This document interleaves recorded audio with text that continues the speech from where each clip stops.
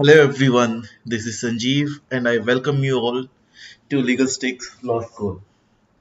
So basically कल हमने start किया था Hindu law and Hindu law में specifically the Hindu marriage act right and उसमें हमने 20 क्वेश्चन सॉल्व किए थे एंड उन 20 क्वेश्चंस में आई बैक टू से मेरा क्वेश्चन गलत था दैट कि डाइवोर्स के ग्राउंड्स क्या क्या हो सकते हैं प्लीज रेक्टिफाई कि वहां पर कन्वर्जन भी एक ग्राउंड है डाइवोर्स का ये हेल्ड हुआ था सरला मुदगल वाले केस में ठीक है so next time it won't be like this so it is clear कि सरला मुदगल वाले केस में कन्वर्जन भी ग्राउंड है और ये मेंशन्ड भी है हिंदू मैरिज एक्ट के सेक्शन 13 क्लॉज 2 के अंदर सो आज हम स्टार्ट कर रहे हैं मुस्लिम लॉ के भी पर्टिकुलरली उस कॉन्सेप्ट के बारे में जो मैरिज को डील करता है ठीक है so let's start with our topic our first question for today is Which Islamic legal school is predominantly followed in India when it comes to Muslim personal law?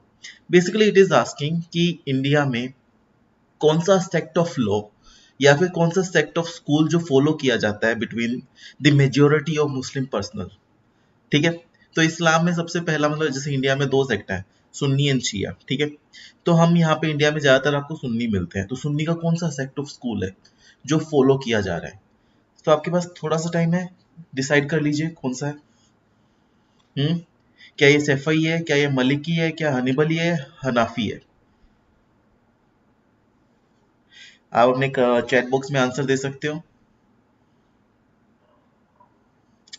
And अगर आपसे पूछूं कि इसमें से सुन्नी स्कूल कौन सा है एंड शिया स्कूल कौन सा है कौन बता सकता है which one is Sunni and which one is Shia anyone in the chat box कि सुन्नी वाले कौन से हैं शिया वाले कौन से हैं हनफी सुन्नी शैफई शिया मलिकी सुन्नी हनबली सुन्नी दैट मीन्स शैफई शिया ठीक है तो ये तो होगा नहीं दैट मीन्स हमें तीन ऑप्शन है आपके सामने हनफी मलकी एंड हनबली so the correct answer is हनफी द हनफी वाला जो स्कूल है वो सबसे ज्यादा फॉलो किया जाता है इंडिया में सो कोई बता सकता है कि इंडिया में कोई एक पर्टिकुलर शिया जिसको आप सबसे ज्यादा जानते हो एनीवन जिसको सबसे ज्यादा जानते हो दैट इज शिया में है आमिर खान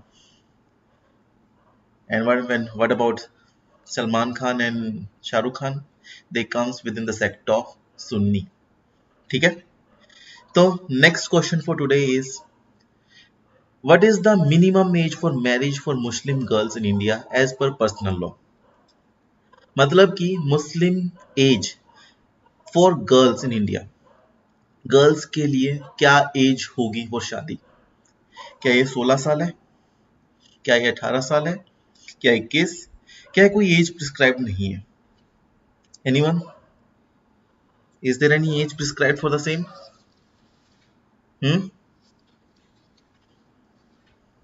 सो when it comes to the marriage so basically यहाँ पर कोई कोई स्पेसिफिक एज स्पेसिफाइड नहीं है बट यहाँ पर तीन चीजें याद रखना पहला शाहगिर कि एज बिलो 7 साल से कम आप किसी की शादी कराते हो वो क्या कहलाएगी marriage void ab initio second शारीरी जिसे कहते हैं कि 7 से 15 वाला जो टाइम पीरियड है उसको कहते हैं शारीरी एंड इस पीरियड में अगर आपको शादी करवानी है किसी मुस्लिम की तो वो करवा सकते हैं आप कंसेंट ऑफ द गार्डियन के साथ एंड बुलग जो कि अबव 15 ईयर्स है that means there is no minimum age for मिसक्राइम for Muslim girls but male की बात करें तो इट इज 7 to 15 ठीक है अगर इस दौरान वो कोई शादी करना चाहता है तो वो कर सकते हैं एज सच कोई नहीं है बट अब क्वेश्चन ये है कि व्हाट इफ मुस्लिम गर्ल्स अपनी ऑप्शन ऑफ पुबर्टी को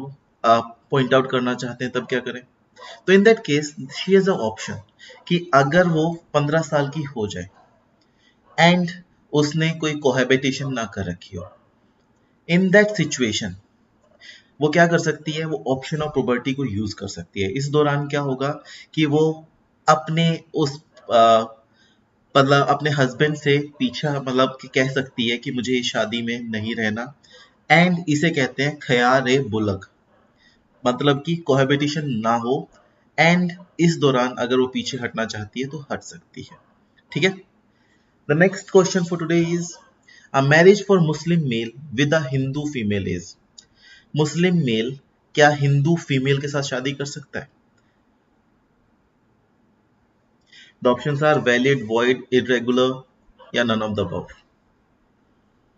क्या मुस्लिम मेल हिंदू फीमेल के साथ शादी कर सकता है?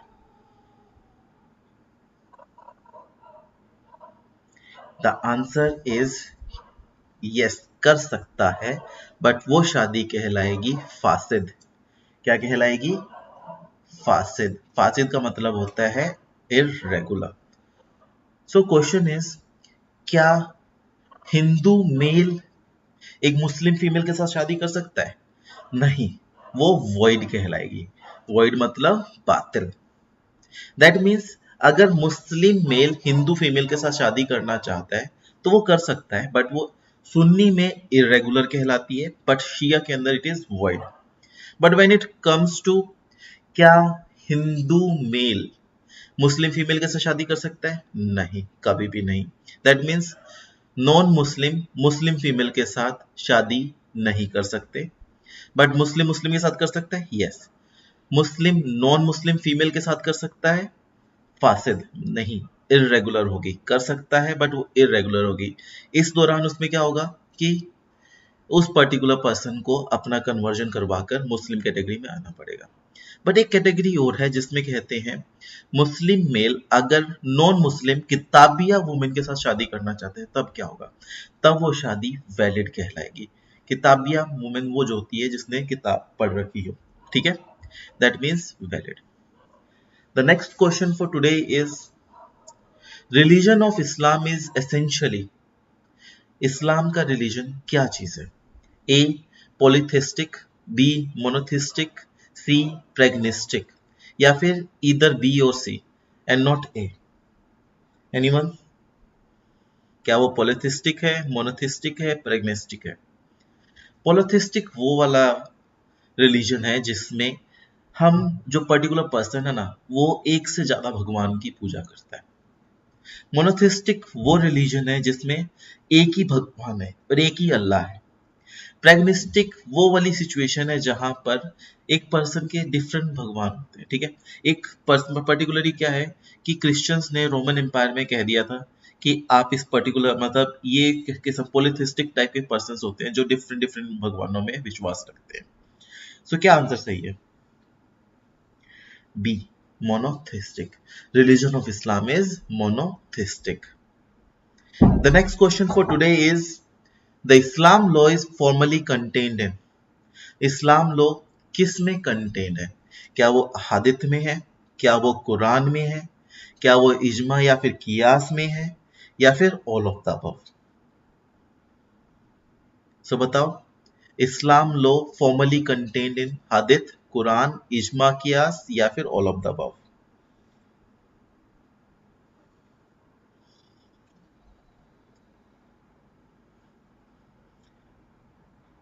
So the correct answer is all of the above. Basically हादित कुरान, कुरान एक तरह से उनका जो प्रॉफिट मोहम्मद उनको देकर गए थे, रेलेवेशन जो करवाई थी।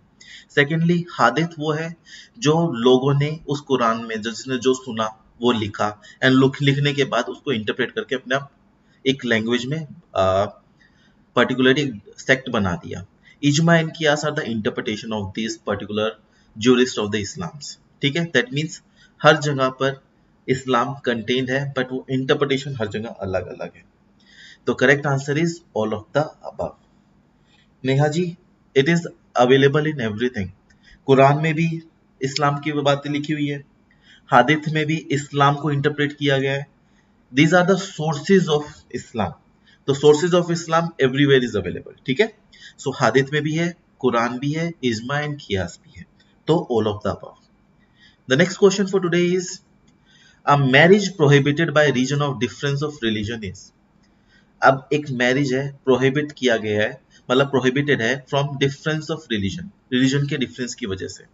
दैट मीन्स अगर मुस्लिम मेल है, क्या वो मुस्लिम नॉन मुस्लिम फीमेल के साथ शादी कर सकता है?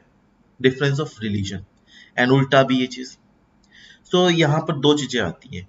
अगर वो सुन्नी है तो ऐसी सिचुएशन में क्या होगा कि सुन्नी जो लोग हैं वो अगर मेल मुस्लिम है तो नॉन मुस्लिम फीमेल के साथ शादी कर सकते हैं, बट वो क्या कहलाएगी, इरेगुलर। बट ये चीज शिया में पॉसिबल नहीं है, वहां पर ये वॉइड हो जाएगी। ठीक है, तो यहाँ पे क्या है, marriage prohibited by reason of difference of religion is irregular. And irregular को हम क्या कहते हैं, फासिद। क्या कहते हैं, फासिद। ठीक है।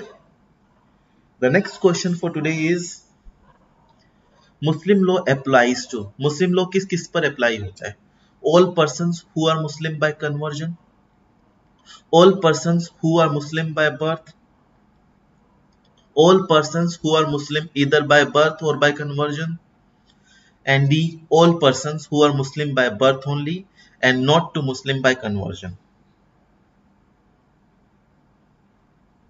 तो किस किस पे अप्लाई होता है, ऑब्वियसली जो पर्सन मुस्लिम है बाय कन्वर्जन उस पे भी अप्लाई होगा, जो मुस्लिम बाय बर्थ है उन पे भी अप्लाई होगा। तो क्या करेक्ट आंसर है, C is the correct answer. It applies to Muslim by birth as well as by conversion. ठीक है। The next question for today is, in India, if one of the parent is Muslim, the child is to be treated as. India में one of the parent Muslim है तो child कैसे treat किया जाएगा, A belonging to the religion of father, B belonging to the religion of mother, belonging to the religion mutually agreed upon by the parents. So what is the correct answer?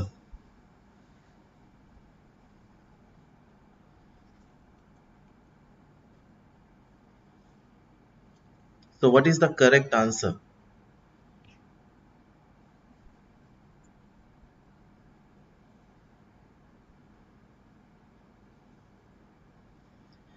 It is the Muslims. Neha ji, sir आपने पूछा sir but by birth जो होगा उस पे होता है। देखो पिछले वाले क्वेश्चन में स्पेसिफाई कर रखा है, if in India one of the parent is Muslim the child is to be treated as. Child कैसे ट्रीट किया जाएगा, ये Muslim applies those to by Muslim इधर by birth as well as, अगर उस मुस्लिम ने कन्वर्ट कर रखा है अपने आप को, कन्वर्ट इन द सेंस कि वो पहले हिंदू था वो मुस्लिम हो गया, तो मुस्लिम के लॉज अब उस पर अप्लाई होगा क्योंकि वो कुरान को एक्सेप्ट कर लिया उसने, इस वजह से मुस्लिम लॉ अप्लाई करेगा उस पर्सन पे। ठीक है, उसने एक्सेप्ट किया है कुरान को। एंड अगले क्वेश्चन में क्या, कौन सा लॉ उसके ऊपर एप्लीकेबल होगा, मतलब पेरेंट्स, एक पेरेंट मुस्लिम है दूसरी पेरेंट हिंदू है तो कौन सा अप्लाई होगा, तो ऐसी सिचुएशन में इट अप्लाइज मुस्लिम, वो ट्रीट किया जाएगा एज अ मुस्लिम। ठीक है, अनटिल एंड अनलेस उसको brought up as a Hindu ना किया गया हो, एज अ क्रिश्चियन ना किया गया हो। अगर उसको brought up as a Hindu and Christian किया गया तो वो तब उस साइड में जाएगा, बट अगर उसको एज अ ब्रॉट अप मुस्लिम किया गया है तो वो मुस्लिम ही कहलाएगा।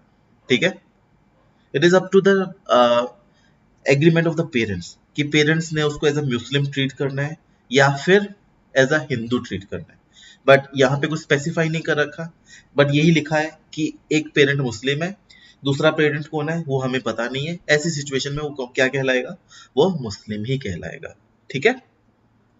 Next question is, how many witness are necessary for the marriage under Hanafi school. Hanafi school में कितने विटनेस चाहिए,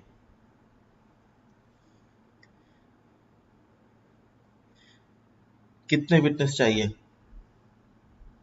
नेहा जी वाई किस लिए,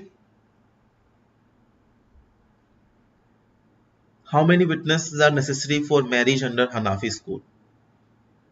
सो हनाफी स्कूल के अंदर एटलीस्ट 2 विटनेस चाहिए।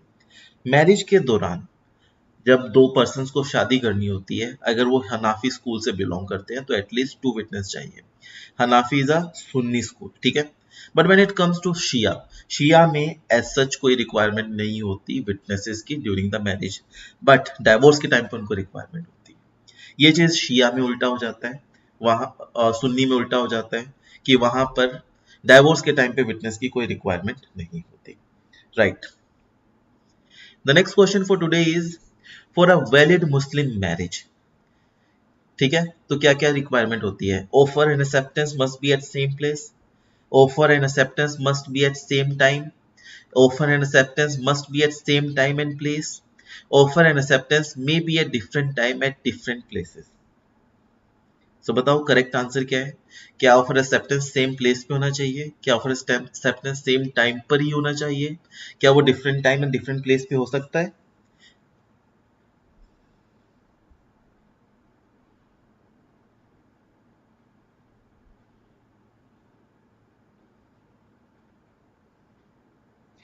सी मैंने यहाँ पे आपको स्पेसिफाई किया था कि अगर पेरेंट मुस्लिम है तो दूसरे पर्सन की हमें नहीं पता ना, उसमें स्पेसिफाई नहीं कर रखा कि दूसरा पर्सन हिंदू है या क्रिश्चियन है। मैं यहाँ पे स्पेसिफाई कर रहा हूँ कि अगर कुछ स्पेसिफाई नहीं कर रखा और एक पेरेंट बता रखे कि वो मुस्लिम है, तो हम प्रिज्यूम कर सकते हैं कि हमने उसको एज अ ब्रॉट अप किया है मुस्लिम। ठीक है, बट अगर उसमें स्पेसिफाई कर रखा है कि हिंदू है, तब यहाँ पे हम प्रिज्यूम नहीं कर पाएंगे। तो हमें ये देखना पड़ेगा कि आगे क्या लिखा है उस क्वेश्चन में, क्या उसको brought up as a Hindu किया है या brought up as a Muslim किया है, तभी। ठीक है, right Neha ji? The next section, question number 10 का आंसर, क्या मुस्लिम मैरिज एक जगह पे होनी चाहिए, एक टाइम पे होनी चाहिए, सेम टाइम या सेम प्लेस पे होनी चाहिए, या फिर डिफरेंट टाइम डिफरेंट प्लेस पे? तो करेक्ट आंसर है सी, वो same time and same place पे होनी चाहिए। But when it comes to WhatsApp marriage, तब क्या होगा? हाँ, तो ऐसे सिचुएशन पे ये भी इजमा एंड कियास में इंटरप्रेट किया जा सकता है कि व्हाट्सएप मैरिज में एक टाइम पर, वो चाहे डिफरेंट प्लेसेस पे जरूर हो, but at the same time उनको ऑफर एंड एक्सेप्ट करना पड़ेगा। ठीक है, the next question is, what is the age of puberty in female in Hanafi law? Puberty की एज क्या है हनाफी लॉ के अंदर? नाउ ये डिफरेंट सेक्ट में बहुत ही डिबेटेबल क्वेश्चन है कि पुबर्टी एज हनाफी लॉ में क्या होगी, because sometimes in Muslims, in Sunni as well as Shia, the puberty age is required जब उसको फर्स्ट टाइम तूहर पीरियड आता है। ठीक है, तो उसी चीज को हम पुबर्टी पीरियड कहते हैं। बट इस चीज को हमने प्रिज्यूम कर लिया है कि एक मुस्लिम फीमेल की एक स्पेसिफाइड एज है, एक हर एक वुमेन की, वो है A11, यस, कि 11 साल में पुबर्टी की एज आ जाती है। द नेक्स्ट क्वेश्चन इज, तलाक एहसान can be pronounced only during, तलाक एहसान is the proper form of divorce. Proper form of divorce मतलब जहां पर सही तरीके से, जो कुरान में भी एक्सेप्टेबल फॉर्म ऑफ डाइवोर्स बोला गया है, तो वो कब प्रोनाउंस किया जा सकता है? क्या वो पीरियड ऑफ मेंस्ट्रुएशन के टाइम पे, क्या वो टूहर पीरियड के टाइम पे, क्या वो in the presence of five के टाइम पे, या फिर in the presence of witness के टाइम पर? किस टाइम पे किया जा सकता है? So the correct answer is टूहर पीरियड।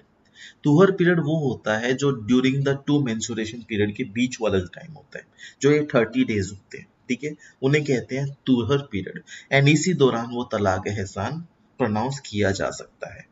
ठीक है, तलाक एहसान मतलब कि पहला मेंस्ट्रुएशन आया, इसके बाद ये पीरियड है जहां पे तलाक प्रोनाउंस किया गया, फिर उसके बाद ये फर्स्ट काउंट होगा, फिर ये सेकंड काउंट होगा, एंड ये थर्ड, फिर उसके बाद वो डाइवोर्स मान लिया जाता है, यहाँ के बाद इद्दत पे जा सकते हैं। ठीक है, the next question for today is, all the irregular marriages are void under, irregular marriages void कौन से स्कूल के अंडर होती है? क्या वो हनबली है, क्या वो शफई है, क्या वो शिया है, क्या वो हनाफी है? सब इरेगुलर मैरिजेस वॉइड होती है एक पर्टिकुलर स्कूल में। So the correct answer is Shia. Shia वाले थोड़े से कट्टर हैं with respect to the law of Muslims. ठीक है, लॉ ऑफ इस्लाम। सो वहां पर वो कोई भी इरेगुलर चीज को नहीं मानते, उनके लिए या तो हाँ है या फिर ना है। तो यहाँ पर या तो वॉइड है या फिर वैलिड है, तो शिया के लिए ये वॉइड है। ठीक है, the next question is, the condition of तुहर is not applicable if husbands and wife and husband are living separately, the wife is beyond the period of menstruation, both A and B, या none of the above? To her condition कब applicable नहीं होगी। So it is clear from the answer itself कि अगर wife and husband अलग अलग रह रहे हो तब, या फिर wife is beyond the period of menstruation, that means 50 साल से ऊपर के हो गए हो। तो क्या सही आंसर है? सी, बोथ ए एंड बी। ठीक है। The next question is a marriage entered into by a girl while she has not attained the puberty under the Muslim law is। अब एक मैरिज एंटर की गई है बाय अ गर्ल जिसने puberty attain नहीं की थी, वो क्या कर सकती है? क्या वो वॉइड मैरिज कहलाएगी? क्या वो वैलिड मैरिज कहलाएगी? क्या वो वॉइडेबल मैरिज कहलाएगी? या फिर इधर ए और सी, वॉइड या फिर वॉइडेबल, क्या कहलाएगी?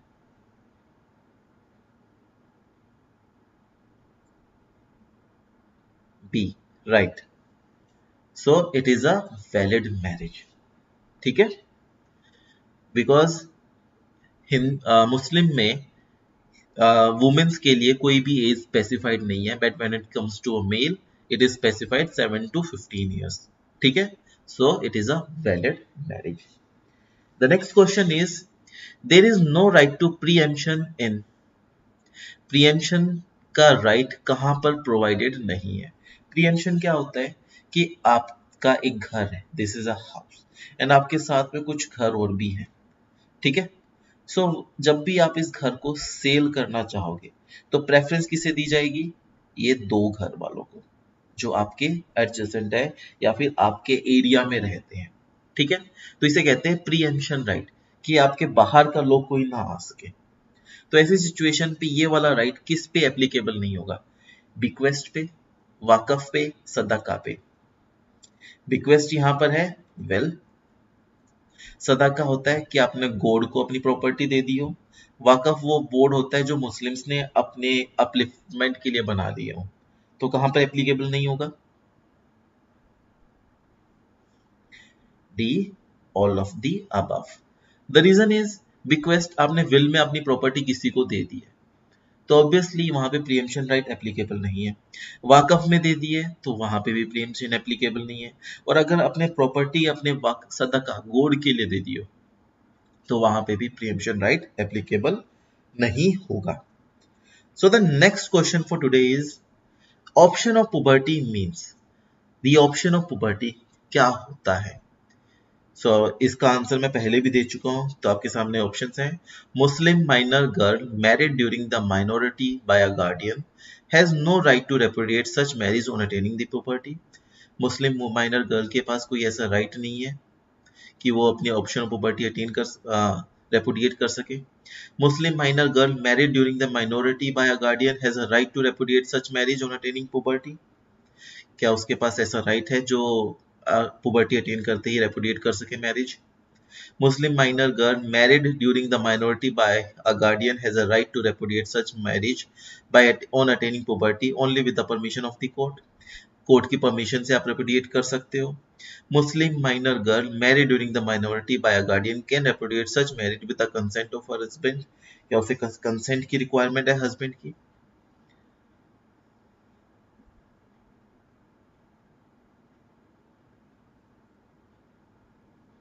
सो the correct answer for this is B. Muslim minor girl married during the minority by a guardian has a right to repudiate such marriage on attaining the puberty। So उसके पास कितना time है? 15 year से लेके 18 year तक वो अपनी marriage repudiate कर सकती है, या फिर वो रेक्टिफाई भी कर सकती है। रेक्टिफाई कैसे करेगी? By cohabitation with the husband. So yes, option of puberty is available to wife. क्या ये ऑप्शन ऑफ पुबर्टी हस्बैंड को भी अवेलेबल है? Yes, it is available to be husband as well, but वो खैर और बोलक सिर्फ और सिर्फ उसी सिचुएशन में कर सकता है अगर वो शादी फ्रॉडुलेंटली हुई हो या फिर नेग्लिजिबल, उसकी बिना परमिशन के की गई हो, वो नहीं चाहता था। ठीक है, नेग्लिजेंटली की गई हो। So next question is the option of puberty can be exercised by a female before attaining the age of अभी लास्ट में ही बताया था कि ऑप्शन ऑफ पुबर्टी 18 साल से पहले पहले ही करनी पड़ेगी, दैट इज 15 to 18 के बीच में ही फॉर फीमेल। ठीक है। The next question is the consummation of marriage before the age of puberty, मतलब कि मैरिज में कंज्यूम कर ली गई है पुबर्टी की एज से पहले, क्या उसका ऑप्शन ऑफ पुबर्टी बचता है या खत्म हो जाता है? A. Deprive the wife of her option to puberty under certain circumstances. Deprive the wife of option of puberty is always. Does not deprive the wife of her option of puberty. D. Either A or B. So the correct answer is B. Yes, it deprives the wife of her option to puberty always.